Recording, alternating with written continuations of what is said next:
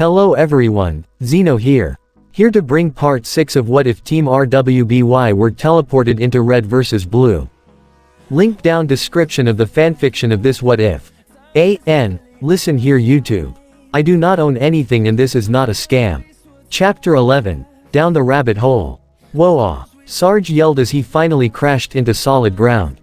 Ruby soon followed, landing on top of him. Ugh, Ruby groaned as she got back up. Sarge, are you okay? Of course, Sarge said, standing up as well. It's gonna take more than few feet of dirt to keep me down. Say, where are we anyways? The two of them looked around and saw that they were in some sort of underground cave system. I think I should be asking you that question, Ruby said, seeing as Sarge should know more about Blood Gulch. I've never seen this place before in my life, Sarge said. Which leads me to conclude that we both died from that fall and are now in the afterlife. Ruby gave Sarge a disbelieving look regarding his logic. Sarge, I don't think this is the afterlife. You're telling me, this place is wreck, Sarge said, not getting what Ruby meant. Where are the puffy white clouds and angels? And the big tall golden gates? Heaven sure is a letdown in terms of appearance. That's not what I meant, Ruby tried to explain.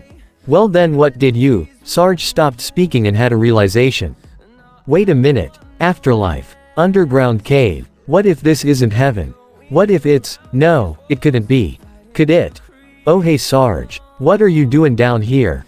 Ruby turned around to see another soldier behind them. This one was wearing pink armor. It is, Sarge yelled out in despair as he hung his head. Oh, it is. Back above Blood Gulch, Simmons, who was carrying Sarge's shotgun after Sarge had dropped it when he fell, was inspecting one of the other holes that was made due to the recent battle. Once he finished, he told Griff and Yang his findings. So, what's the nerd word? Griff asked. Ignoring that insult, Simmons said. From what I could tell, the hole goes down further and seems to lead to some sort of cavern. And that's where Sarge and my sister are? Yang asked. Most likely, Simmons said. Wait a minute, a cavern. A cavern like a cave. Like a cave with bats. Griff asked, his tone becoming fearful. I don't know, Simmons said. Why, are you afraid of bats or something? What, no, Griff denied. Why would I be afraid of bats? And why would you even ask that question? Were there bats or something? That's kind of a weird thing to ask just for no reason. Yeah, you're afraid of bats, Yang said, trying to stifle a laugh. I didn't see any bats, Simmons said. Did you hear any bats? Griff asked. Did you smell any bats?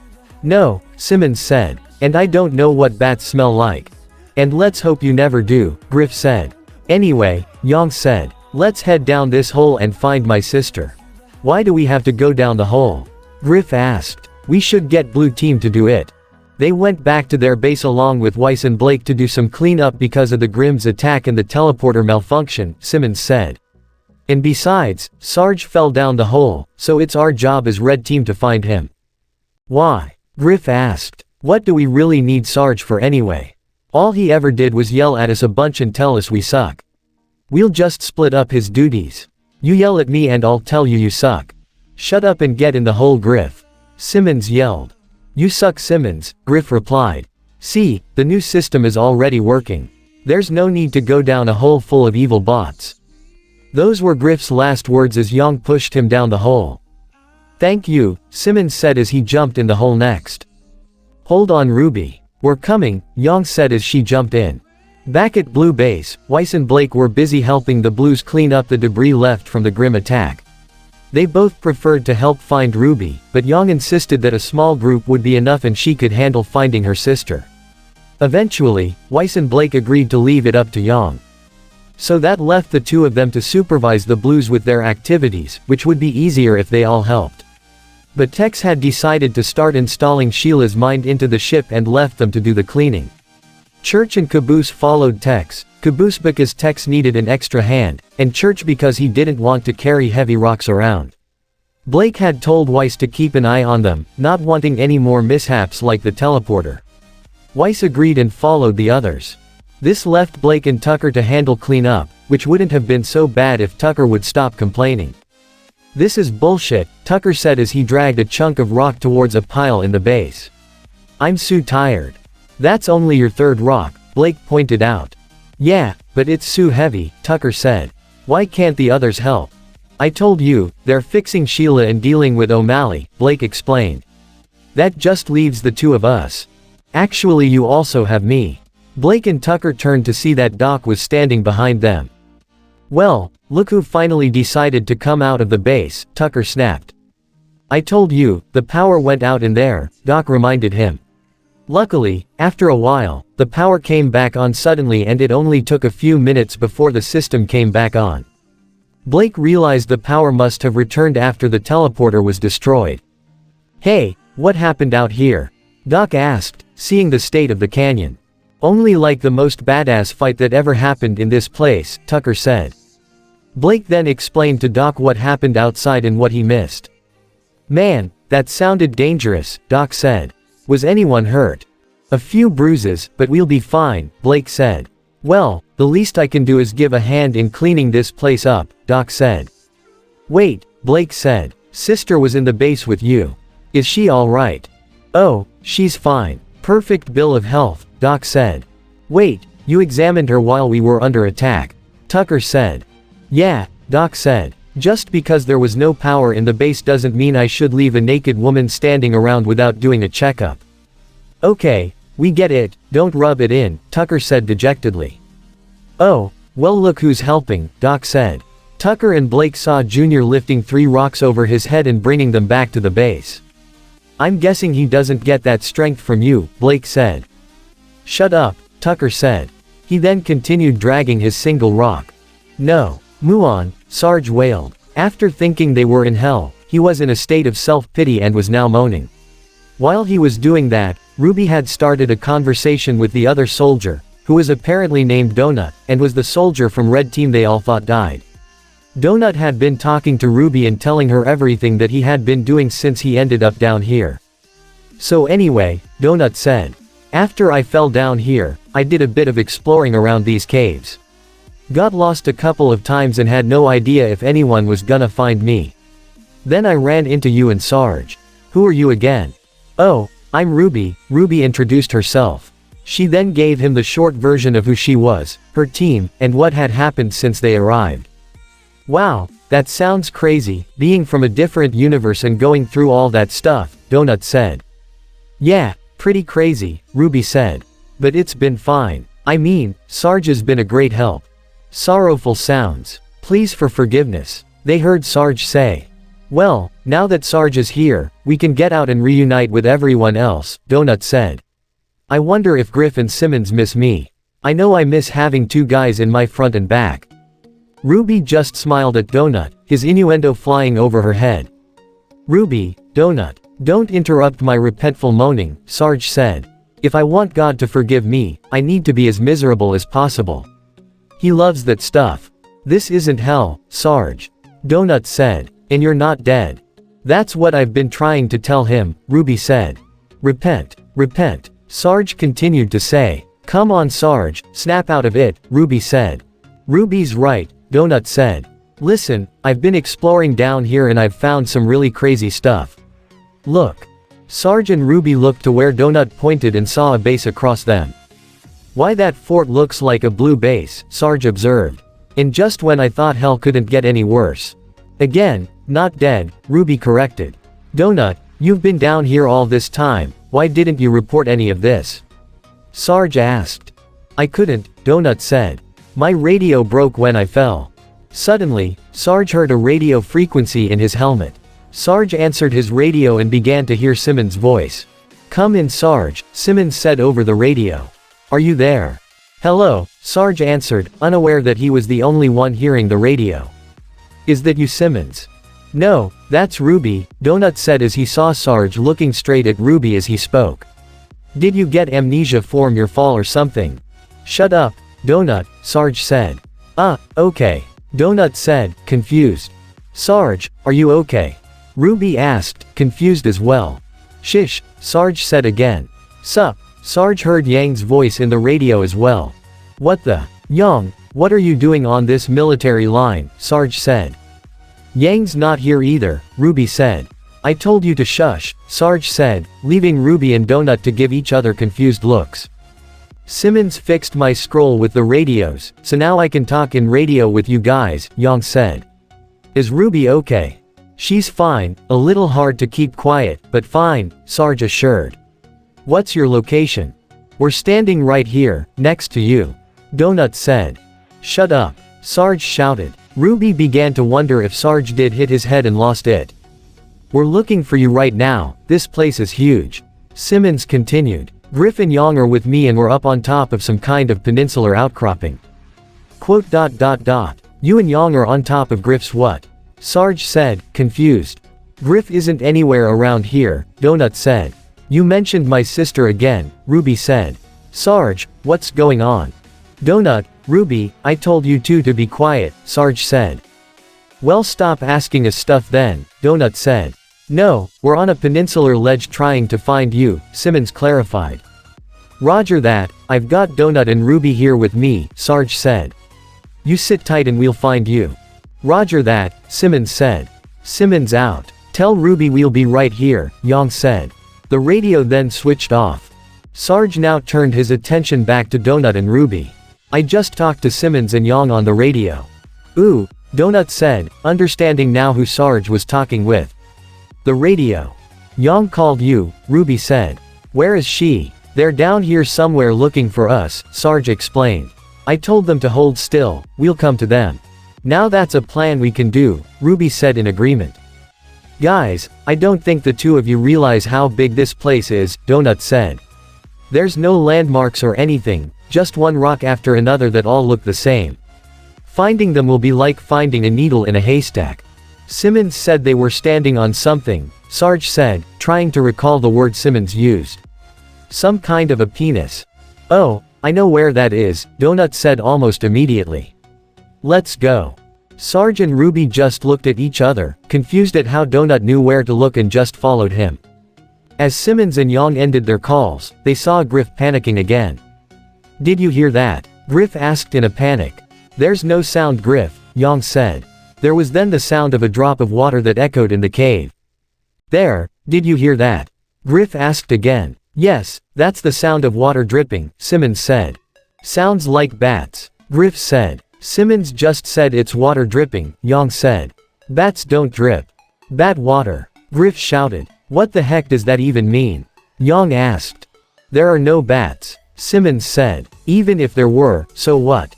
You're wearing state-of-the-art, biomechanical body armor. It's designed to deflect bullets, and absorb explosions.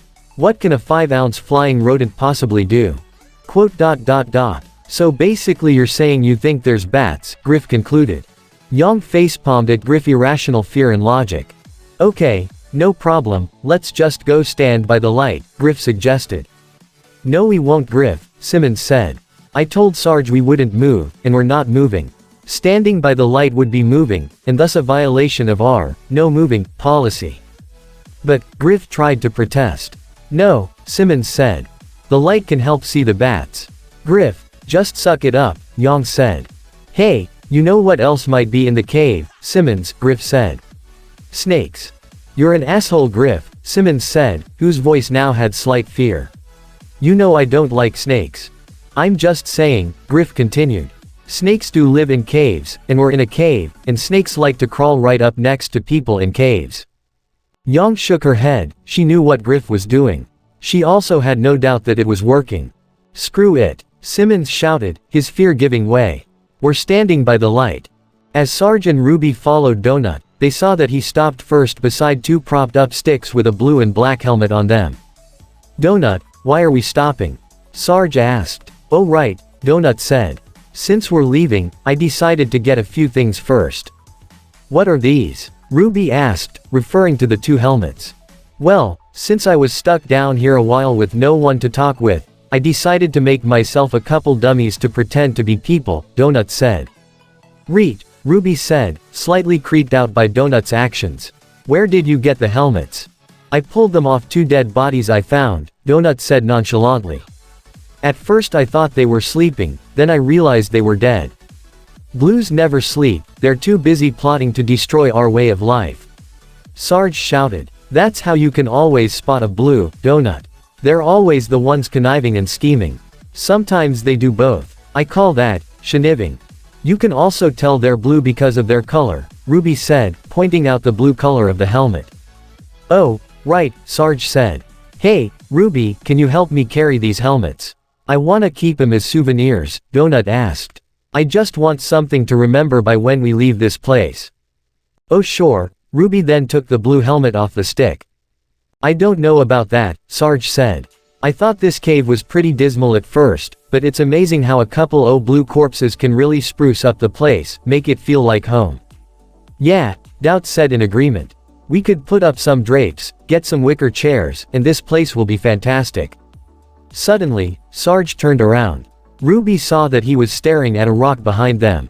Everything okay, Sarge? Ruby asked. Yeah, you seem a little spooked, Donut said.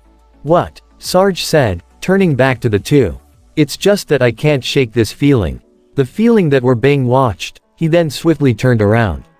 Ha, got ya, da, son of a. That was a weird thing to do, Ruby said.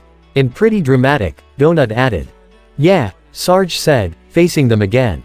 It usually works better if someone's standing behind us when I do that.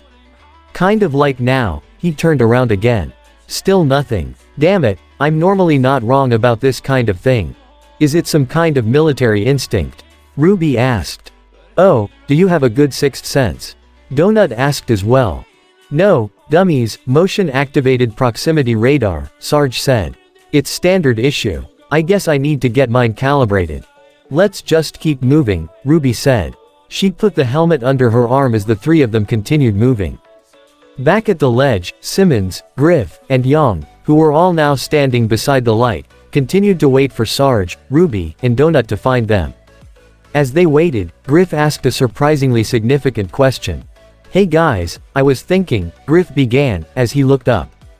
That already means it's a useless thought, Simmons said. I'm serious, Griff said. I was thinking, if we're in a cave, why are there lights down here?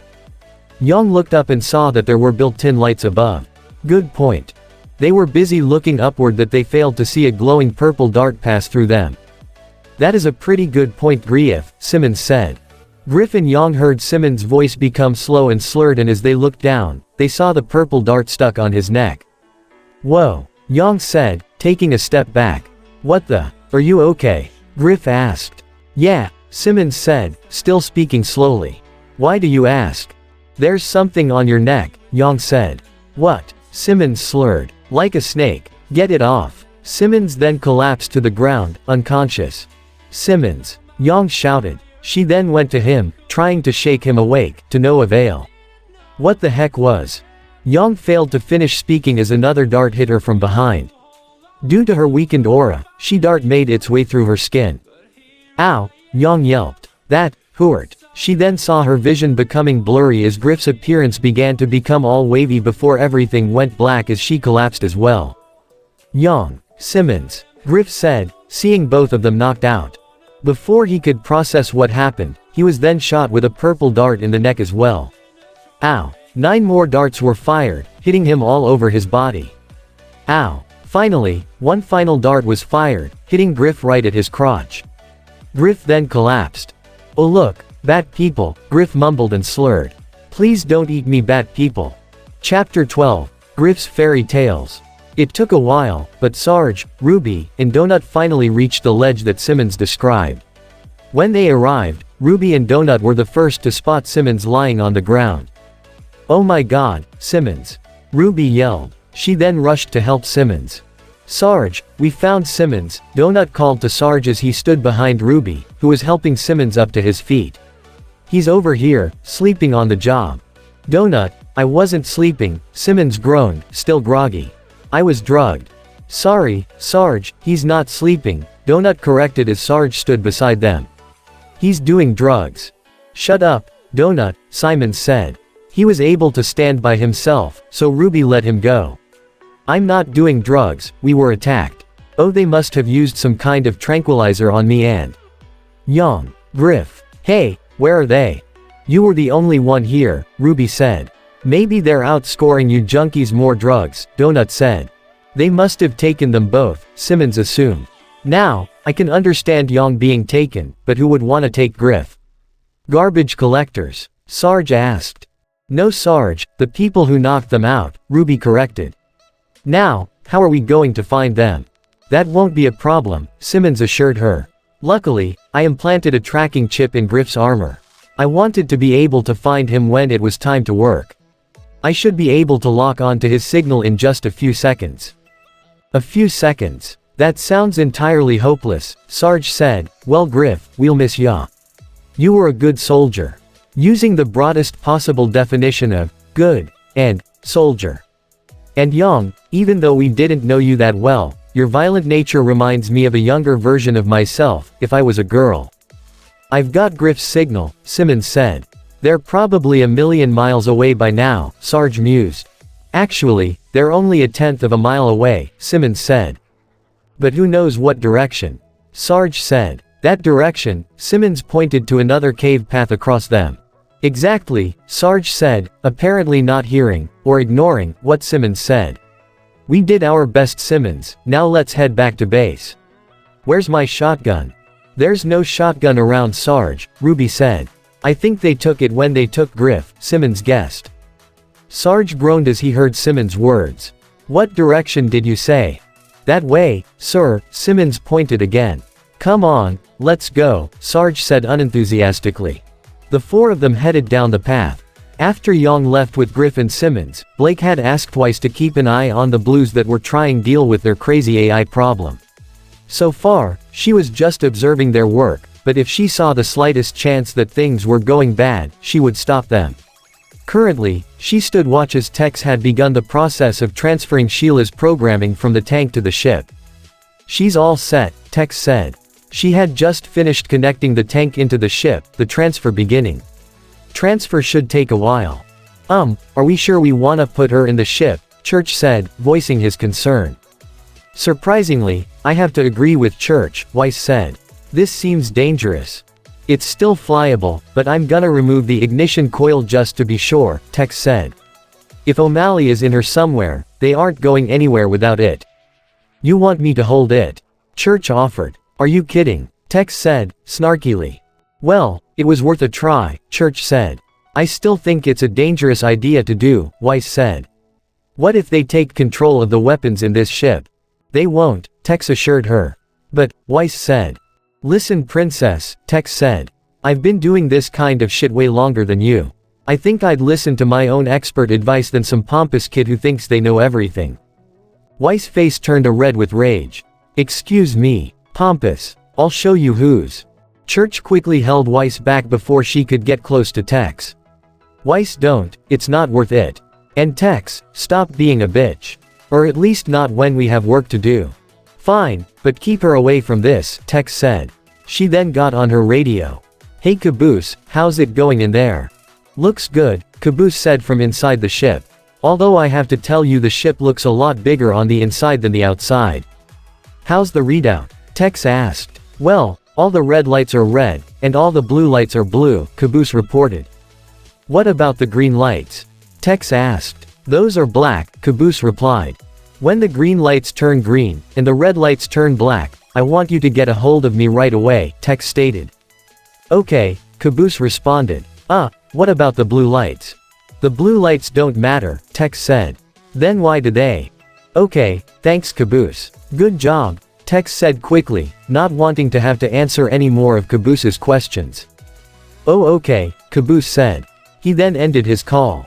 Sarge, Simmons, Donut, and Ruby continued to roam down the path, trying to spot Griff and Young. Come on, Simmons said. Griff should be right over here. Don't listen to him, guys, Donut shouted.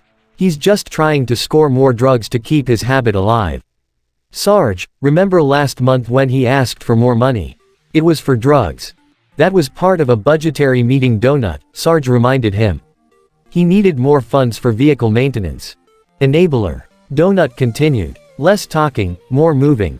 Ruby shouted at them both. She wanted to find Young as soon as possible, and didn't have the current focus to keep the Reds from arguing with each other.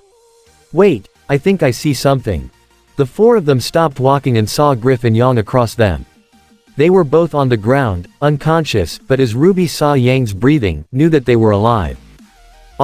There's my shotgun, Sarge said. He then walked over, passing both Griff and Yang, and picked up his weapon, cocking it as he did. Mission accomplished, excellent work men. And also we found Griff and Yang, Simmons said. Oh, right, Sarge said, his happy nature dropping. Good that we found Yang though. And Griff. Excellent something something, people why'd I even bother? Yang. Ruby ran to her sister and shook her. Please be okay. 5 more minutes, Yang grumbled. Ruby sighed in relief. Yang was alright. Still looking tired, but alright. What happened? Griff moaned. What did you do to me? We got knocked the fuck out, and the people who did it must have taken you guys, Simmons said. Oh yeah, Yang groaned, getting up on her feet. I think I remember that happening. Me too, Griff said, standing up as well. They kept asking us questions. They wanted information. Information, Ruby said. What did they? Sarge began, but Simmons interrupted. Whoa wait a second, they wanted information and they took you. Simmons said, incredulous. Why wouldn't they take me? What did they look like? Ruby asked. Did they say what they wanted? Sarge asked. Sarge, Ruby, please. This is important, Simmons said. I was right there next to you guys. If they needed information, why would they take you two instead of me? I mean Yang doesn't even know anything useful. Hey, Yang shouted. What are you, jealous? Griff asked. Jesus. No, Simmons said. No, I just think if you're gonna drug and torture people, you don't need to insult their intelligence too. That's just mean. Yeah, you're jealous, Griff concluded. That's just sad, Yang said. Ruby nodded in agreement. Besides, talkin' all the fun outta interrogating, Sarge said. Ruby then saw Yang almost fall down again. She quickly went to her side and kept her on her feet. Are you sure you're okay? Hey, I've had worse things happen to me, Yang smirked slightly. I can handle getting knocked out. Griff was no better, groaning as he still suffered the effects of getting drugged. Shake it off you big orange baby, Sarge said. What happened to you two? They've been chasing the dragon, Donut ranted. Donut, shut up, Simmons said. They were drugged like me. That's what I'm saying, Donut continued. They fell off the wagon and shook hands with the devil. Donut, seriously, enough, Ruby said. They've been riding the wave, and trippin' the Technicolor dreamscape, Donut, not stopping. Far out, man. Druggy losers. Who's the weird guy in pink? Yang asked. That's Donut, another red, Ruby said. And it's light red, Donut corrected. See, the drugs they took clearly affected their perception of color. Will you stop, Donut, Simmons said, having enough of Donut ranting. All you're doing with your stupid anti-drug lingo is making me actually want to try drugs. Choose life, Simmons, Donut said. Choose it. Yeah, that sounds like fun, Simmons said sarcastically. Guys, let's just focus and ask them what happened, Ruby said. She turned to Yang. So, what did happen? Yeah, who knocked you out? Sarge asked. Was it those dirty blues? Church and the others aren't even down here, Ruby pointed out. I'm not talking about them, I'm talking the other dirty blues that could be under this place attacking my men, Sarge clarified. No, it was some kind of bat person, Griff said. Bat person? Both Sarge and Ruby said in disbelief. You're not remembering right, Yang said to Griff. It wasn't a bat person, it was King Taijutsu with arms and legs. A what? Sarge said. One of the types of Grimm in our dimension, Ruby explained. A giant two-headed snake, but minus the arms and legs. What is Yang talking about? I'm not sure Griff and Yang know what they're talking about, Simmons said. Griff doesn't know what he's talking about. Stop the fucking presses, Sarge said sarcastically. No, I mean specifically right now, Simmons clarified. Whatever chemical they used to knock us out may be affecting their perception or their memory. And it could cause undue stress to their families, and seriously impair their ability to operate a. Shut up, Donut. Both Simmons and Yang yelled. I wasn't hallucinating, Griff insisted. There was some kinda crazy bat thing, and another guy, and they were talking about a kid. And a sword. That, I remember, Yang said. They were talking about some deal they made. Okay, wait, is this a joke? Donut asked. This is a prank on me, right? You guys found my Harry Potter fanfiction. This has nothing to do with you, Donut, Griff said. Reet, sure, Donut said, unconvinced. Well, if the bat person turns out to be a sailor, and the guy turns out to be a bartender, and the sword turns out, well, let's just say this all sounds a little too familiar. Okay, I don't know what you're talking about, and I don't think I want to, but that definitely doesn't have anything to do with this, Yang said. We're telling the truth, Griff insisted. This really happened. Sure, we believe you, buddy, Sarge said. He then made a note out loud, as if Griff wasn't standing right next to him. Note to Simmons, Griff and Yang have gone mad. Need to get Yang professional help and kill Griff ASAP. We're not crazy, Griff shouted. And I don't need any help, Yang said. Second note to Simmons, Sarge continued. Griff and Yang have developed super hearing. Possibly acquired from the Bat people. Post note, original plan still applies. Ruby just shook her head as Yang facepalmed. Wait a second, I can prove we're not crazy, Griff said. 'Cause of the bomb. Yeah, that's a good way to prove you aren't insane, Simmons said sarcastically. Just start screaming, the bomb. No, he means that there was a talking bomb, Yang clarified. Yes, the bomb was there, Griff said. That's how we could understand what was being said. They needed him to translate. A talking bomb, Ruby said. She gave Yang a confused look. It sounds crazy, but it's true, Yang assured her. You mean the loudmouth guy? Sarge asked. Yeah, Griff said. The enormous ball that's always ready to explode. Okay, seriously, there's coincidence, and then there's outright plagiarism. Donut said, I'm gonna have to sue somebody. Shut up, Donut, they all shouted. Yang, Griff, what exactly happened? Ruby asked. Yang turned to Griff. You were the one they questioned. You explain. Griff sighed in resignation. Well, I was awake first, so they started me asking their questions. Griff was barely conscious, but he was able to see Yang, who was still knocked out, as well as two figures. While he couldn't see one of them, he was able to see an alien creature with green armor beside the unseen person. Griff also saw that a few feet from his face was a bomb. Not just any bomb though, Griff recognized it as Andy, the talking bomb. Once Andy could see that Griff was conscious, he began asking him some questions. Alright, Griff, Andy said. Since Blondie over there is too out of it, we just need to ask you a couple of questions. What? Griff said, the drug still affecting him. The alien then began speaking in several sounds that Griff did not understand. Andy then translated and said that they were looking for some kitten's sword, which made zero sense to Griff. Look, Griff, Andy continued. Just tell him where the kid with the sword is, and you and your friend can go. Hey Andy, is that you? Griff asked. Why are you helping monster people? Hey, gotta make a living, Andy replied. The alien soon made several more grunts at Andy. He says someone's coming, Andy translated. We gotta go. The green armored alien then picked up Andy as he and the other figure ran off. See ya, Griff, Andy yelled as they departed. By the way, you look like shit. Oh, and tell your blonde friend that she could do better than orange losers. Zing. Oh, okay, bye, Griff said, the wooziness returning. I'm gonna go back to sleeping again. Night, Yang. And he was translating between the two of them too, Griff said as he finished his story. So if we find Andy, he can tell us exactly what's going on. Looks like things in this place just got way more intense, Yang said to Ruby, who nodded in agreement. Sounds like we've stumbled across something totally diabolical. Sarge concluded. Good work uncovering the plot, Yang. What? Yang said, confused. Yang, she wasn't even awake, Griff said, incredulous. Aren't you forgetting someone else? Oh right, Sarge said. Good job to you too, Simmons. Thank you sir, Simmons replied. Simmons, Griff shouted, even more angry. I just told you everything. But Simmons was the one that led us to you after he stealthily avoided capture. Avoided capture? Griff shouted. They knocked him out first and picked me and Yang at random. Yes, a randomness that Simmons used to save the day. Sarge concluded. That doesn't make any sense, Ruby said. Also, Yang didn't do anything. Griff said. She was still knocked out.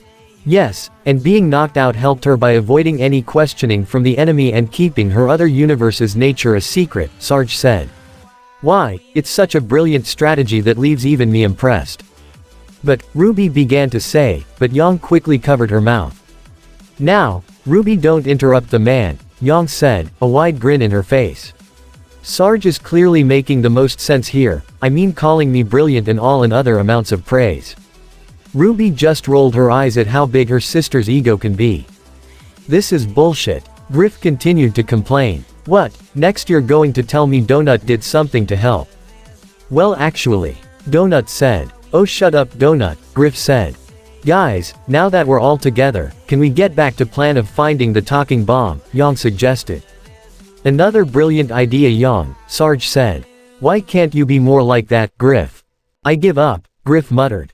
The six of them then continued down the cave path, looking for answers. Once Tex's talk with Caboose was finished, she turned her attention back to Church and a still angry Weiss.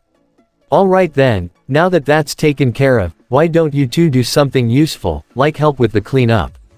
That's being taken care of by Blake and Tucker, Weiss said. Well maybe they could use some help Princess, Tex said. So why don't you and Church scurry along while I get some actual work done? Weiss was trying to control her anger, but the expression and color on her face indicated she was failing. Hey, quit it, Church said, getting between Weiss and Tex. Tex, you haven't been back that long, and you can't just show up here and start bossing people around. Bossing people around is my job. I put in the time. You know I had to leave, Tex said. I found Wyoming. Who's Wyoming? Weiss asked. He's a freelancer like Tex, kinda like special ops, Church explained. Pretty much an asshole that's been trying to kill us. Tex, what happened with him? I thought I tracked him back to O'Malley, Tex explained. But by the time York and I got there. York, Church interrupted. Your old freelancer buddy. Was Carolina with him? She was already dead, Tex said. And what about Bermuda? The three of them turned around and Caboose standing behind them. Caboose, I told you to wait inside, Tex said. Oh yeah, but I got lonely, Caboose said. So what about Bermuda? That's not a state, dumbass, Church said.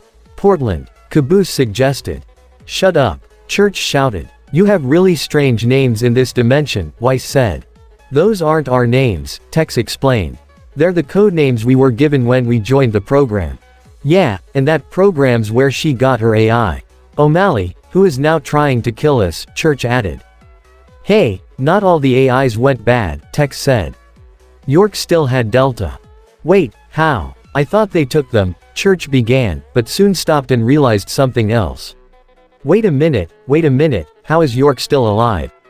Aren't we hundreds of years in the future? Weiss gave him a confused look. Hundreds of years in the future. Quote. Long story, Church said to Weiss. It'll just hurt your head if I try to explain. I'll take your word for it, Weiss said. Anyway, Tex continued. I thought York was still here because of his armor. You know all the freelancer suits has some kind of enhancement. Right, Church remembered. Like your invisibility. And horrible meanness, Caboose added. No dude, that's all natural, Church said. That, I can believe, Weiss muttered. York's was some kind of healing mechanism, Tex said. It would help him recover from wounds in battle. I thought it might have kept him alive all these years. But after I found Wyoming, I knocked him out and downloaded logs from his helmet. What did you find? Weiss asked as she was getting more and more interested with the story. Some weird files, all encrypted, Tex said. There's something going on Church, with a lot of people working against us. Well what did Wyoming say when he woke up? Church asked. He didn't, Tex said. Did you kill him? Weiss asked, shocked. No, I didn't kill him. I couldn't do anything, Tex said. Before I could interrogate him, he teleported away. 1 second he was there, and the next he was gone. What about the second after that? Caboose asked. Can I kill him? Tex asked Church as she was getting annoyed with Caboose's questions. No, I'm saving him in case we ever need him for food, Church said. So, this Wyoming was able to escape because his armor let him teleport away. Weiss guessed. I don't think so, Tex said. I think someone grabbed him from somewhere else. How is that possible? The only technology I know that could do that is. Church became silent for a moment and was deep in thought. Wait a minute, each freelancer had an enhanced suit of armor and an AI, right? Right, Tex said. Right, Caboose said as well. Weiss just rolled her eyes at this. Church continued. Your armor was invisibility, and your AI was Omega. Right, Tex said. Wrong, Caboose said. Oops, missed that one, can we go back? Caboose, be quiet, Weiss shouted. Okay, other mean lady, Caboose replied. What was Wyoming's AI? Church asked. Gamma, Tex replied. Church sighed heavily at hearing Tex's answer. I gotta make a phone call. I have to go Church, Gary, or the now revealed AI. Gamma, said. Gamma had been waiting at O'Malley's old base, where his partner Wyoming was hiding out. When Church called him and used his real name, Gamma knew that there would be no point in his lies any longer. Now that the truth was out, Gamma decided to quickly end the conversation. Wait a minute, what about the aliens? Church said on the other end of the call. How do we? Goodbye, Gamma said as he hung up. In front of Gamma's computer terminal, Wyoming stepped forward to him. Did they know? Wyoming asked. There is nothing to worry about, Gamma assured his partner. We are close to the end. WE will not be stopped. We should keep going, Wyoming said. Hop in. Gamma did as he was instructed and transferred himself into Wyoming's armor. There's something else you should know. What is it? Wyoming asked. When Church called, I was able to access his armor's audio and visual data, Gamma informed him. It seems that there are other individuals in Blood Gulch besides the Reds and Blues. Gamma then transferred the data he took into Wyoming's helmet. Wyoming began viewing the data. Very interesting, Wyoming said. When we get back to Blood Gulch, let's see what uses this Team RWBY has. And this the end of part 6 this what if. I hope you guys like it. Don't really leave a comment down below and subscribe to the channel.